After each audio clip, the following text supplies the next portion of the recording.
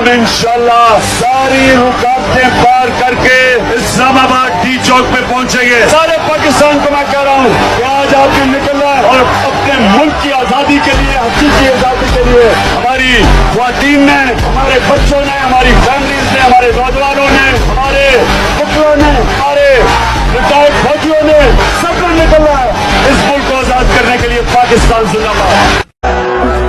जब तक आपका कप्तान खौफजदा नहीं तो आपको किसी से डर है? ये जो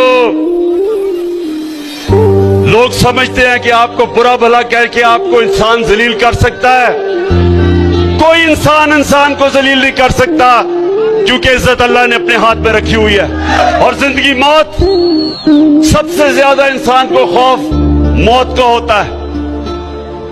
अल्लाह ने इंसान को आजाद कर दिया। वो कहता है कि किस टाइम पे तुम दुनिया से जाओगे ये अल्लाह ने अपने हाथ पे रखा है। एक बुज़दिल आदमी वो होता है जिसमें ईमान नहीं होता। ईमान वाले की निशानी होती है उसकी कोई कीमत नहीं होती, उसके ज़मीर को कोई खरीद नहीं सकता, उसको कोई डरा नहीं सकता।